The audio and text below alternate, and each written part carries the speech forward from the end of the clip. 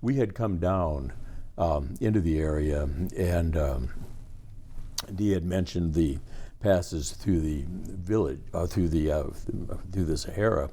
We came in then to Mali, and found wildlife in that area that during the rainy season the wildlife would progress up the wadi systems. So you'd actually get, although we didn't see all of this, elephants in the middle of the desert and giraffes in the middle of the desert and all these other animals. We entered Mali, and there was a point at which, again, people were wondering what, in fact, we were doing there or whatever. And so they took us, these military vehicles, because they knew the routes. And what they had done again was taking these relatively naive Americans and trying to keep them from getting killed. And what the issue was the Tuareg, that were really Keltamchek. Tuareg is a derogatory Arabic term, devils of the desert. But the Keltamchek had, they were opposing the government, so they would dig these big trenches out of the road and cover them, and so they would entrap military vehicles in these pits. And so they thought that we probably should avoid being entrapped in large pits and dying. And we agreed with that. And so they took us down into this area where Dee had described. But it was a very, very interesting thing. We got down to, I had tried to pull a pan out of the fire in the Sahara, and I'd gotten some sort of a infection, and so I had all these running sores and so on.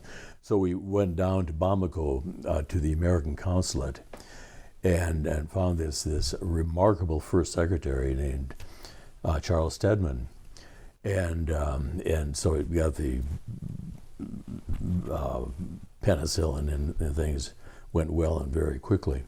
But we got through him these amazing stories of the Fulani, sort of another group, the Bambara down, the more traditional black Africans, and then the Tuareg or Keltamchek, and then the Fulani were another group that are really quite mysterious.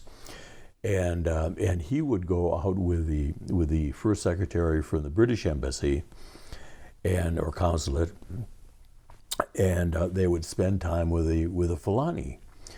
And it was so interesting, the stories that they came back with. The Fulani and the cattle are part of sort of the same community, not in the sense that our farm with our Guernsey cows, we liked them, but they were separate, and they lived separately and were just behaving themselves as dairy cows. And the Fulani had this completely different relationship, and they would, the Fulani, and he saw this happening, ask the cattle to line up, or to disperse, or to come, or to just have this incredible relationship. And I thought that it sounded a little bit far-fetched. I mean, I couldn't have done this with our Guernseys. And then found later verification of this through a French veterinarian who was trying to vaccinate the cattle, and the Fulani would send them off into the bush or gather them or have them go someplace else. But this communication was really interesting, and the relationship of Africans, as we found throughout the trip, the communications, the relationships with wildlife were really just very, very different from how we relate to wildlife in general. Across the Sahara Desert and got into Mali and came over to the capital city of Mali in Bamako. We decided that what we wanted to do next was to try to go west over to Senegal, to the capital city of Dakar. But as I mentioned earlier, you have this dry season, wet season in that part of Africa, and the rivers go up and go down. Well, this is at the tail end of the rainy season, so the rivers were still somewhat full going down, but we weren't sure whether they were far enough down to go. That was one issue. We just weren't certain of how fast they were going down. The second part was, it also made us realize that when you have a map in every area, and they try to show big cities, small cities, big roads, little roads, but especially rivers, big river, little rivers, it's hard to do that because the map is static. Once you put it on there, it stays there at that size, but where in fact the reality is that it's dynamic. It's getting bigger, getting smaller, or whatever. And so we learned after a while you couldn't be just totally reliable on the maps, even though in many ways they were good. But so we left Bamako, started to go west here towards Senegal. And as we did, what we just kept encountering was the roads would go into marshes, they would go into swamps, they would go into maybe semi-shallow rivers that were different. Maybe we got across them, maybe they were too deep and we couldn't get across them. We kept trying, and finally we just said, no, it's too soon after the rainy season. We just can't do it. There's too many rivers here that are high that we're going to flood out if we get in the middle of a river, and that's going to be a problem. So finally, we gave up the Senegal aspiration of that trip. We didn't make it, so we just stopped out here somewhere, went back, and then turned south into Ivory Coast and headed down to the capital city of Abidjan. So just one of the challenges of trying when you in new territory where you don't have good information about how things are going, sometimes you just have to change your plans. So, as Dee has mentioned, we traveled to the west, trying to travel on to Dakar, to Senegal, to deal with a whole range. It's a more westernized city than most of sub-Saharan Africa, and so we wanted to sort of reorganize and then continue our trip. We found ourselves instead bogged down into the marshes and all these things that Dee had mentioned. And one of the things that I was struck by in this was the sort of the ingenuity and the generosity of everyone.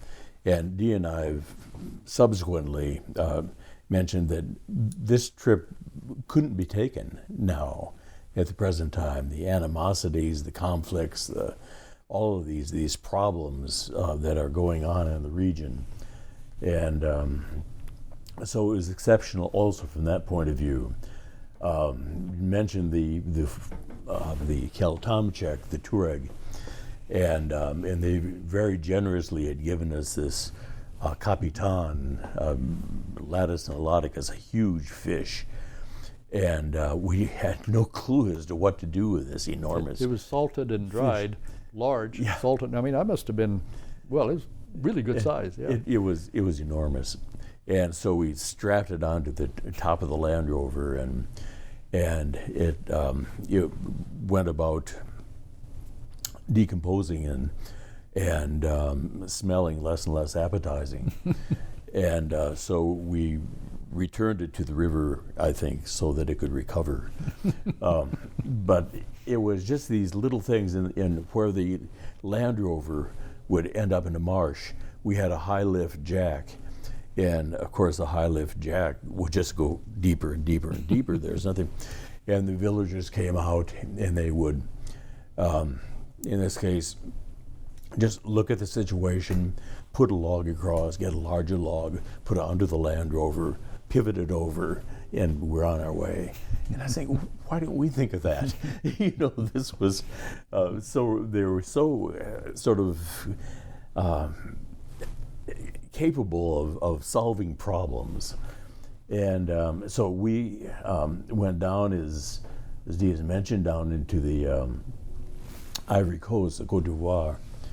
And there's a town, a very large town, Bouaké, and it was in a forested area.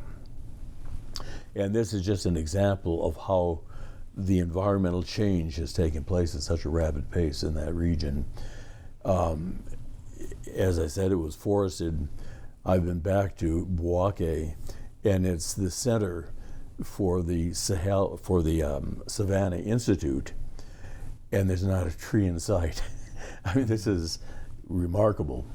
I should also mention, just before moving to the east, in Côte d'Ivoire, in the Ivory Coast, it was interesting. We went to Abidjan, and the big city. Abidjan is like almost being in Paris or something. I mean, it was all of these very upscale shops and so on, and it was an administrative center, and so it was catering to the international community and so on.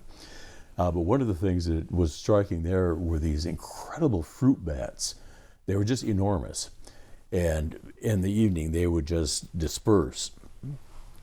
And then further over was a more African city, Trècheville, and it had this incredibly colorful market of people bringing in these tropical fruits and all these things from all over. And then Bangerville is a much smaller place, but it's the site of a remarkable person, Charles Combs, a Frenchman who had developed an art school in that area. And they were producing the most remarkable sculptures and paintings and so on. He was trying to revive the arts in a way that drew from the past, but were sort of marketable in Paris or Marseille or someplace. And he had done just this remarkable job. Then we continued down to the coast and into Togo. And one of the things that struck me about Togo was there would be young children. Togo was it was a German colony up until the First World War. These are little kids, and still speaking German. They could communicate in German, and I thought that was remarkable. And the other thing that I found remarkable was the fish. There was the fishermen. The coast is extremely dangerous in this area. It's a very abrupt shelf, and so the undertow is remarkable. And the fishing community, one of the things that was noteworthy about it was the fishermen didn't know how to swim. And I was thinking, this was really quite remarkable, that they would undertake this enterprise without really knowing how to swim. We came then east along the coast, and we found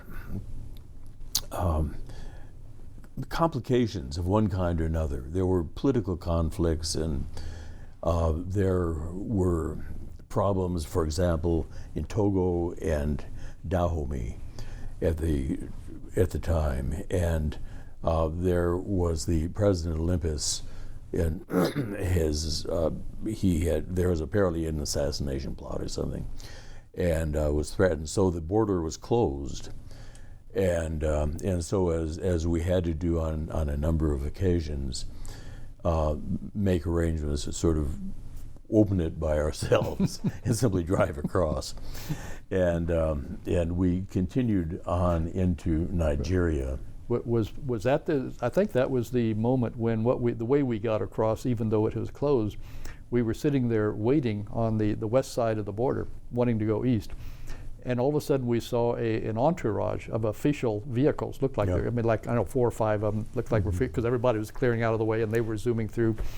And we said, hey, if we could just drive in behind them, we'll follow them and nobody will stop us. And we did, and we got through. Of course, they opened it up for them and we just zoomed through them. Everybody assumed that we were part of the entourage, and the entourage really didn't see us following behind them right away.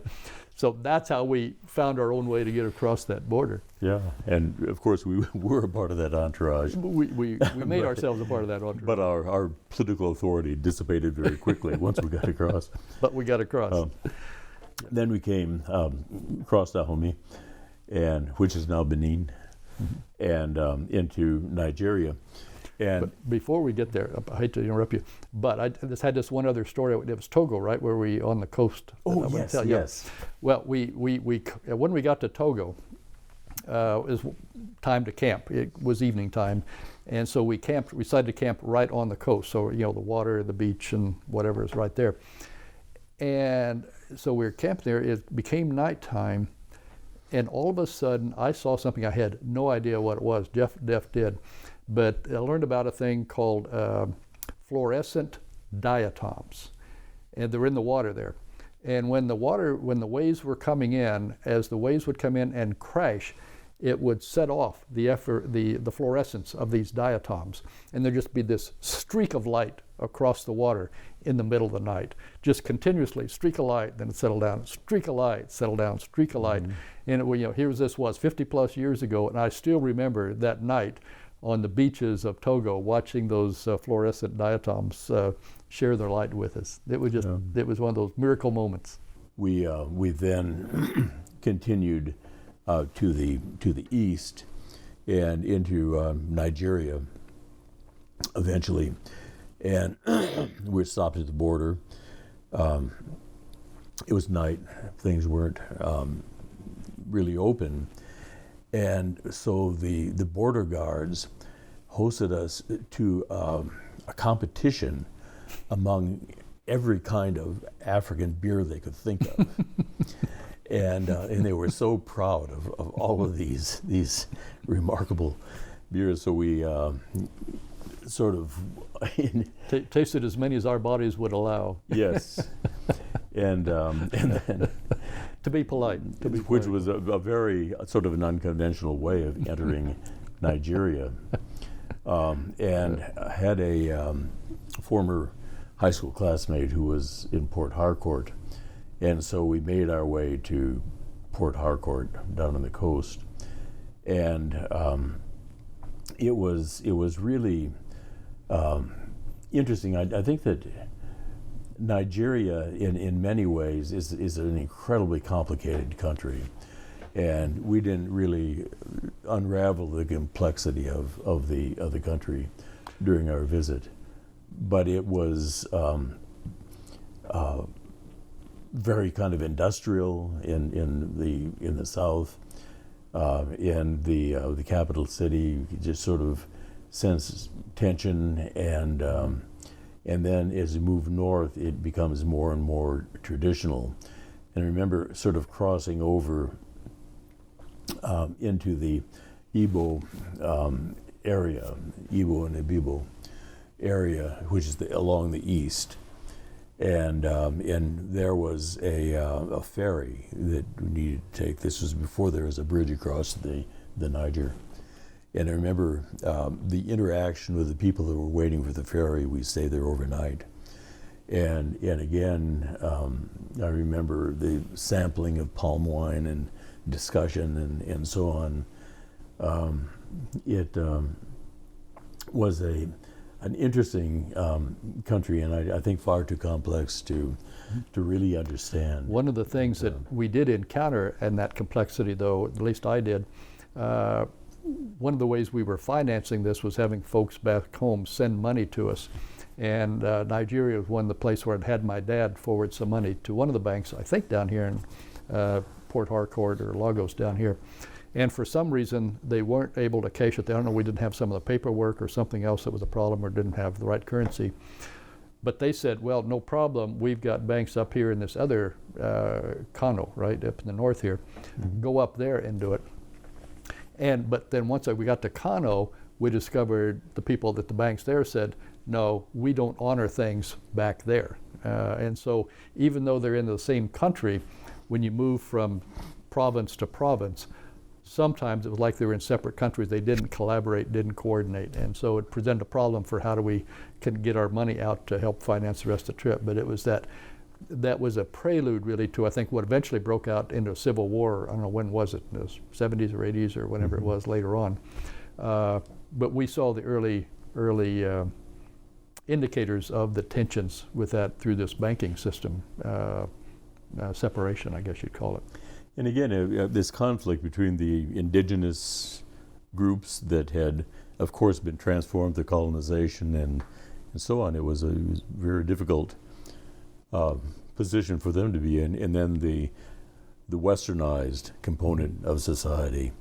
And so there are divisions within both major divisions. It was really a very complicated, fragmented place.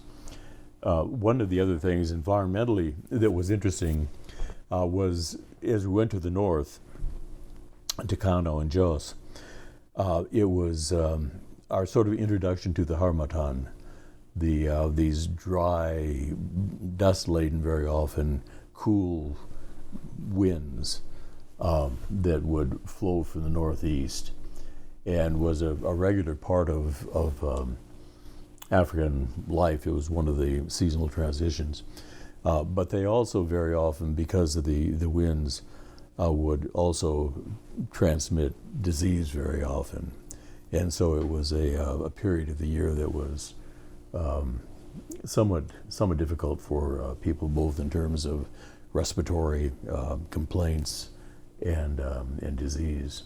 The harmattan carried with it social significance as well as simply being a persistent wind.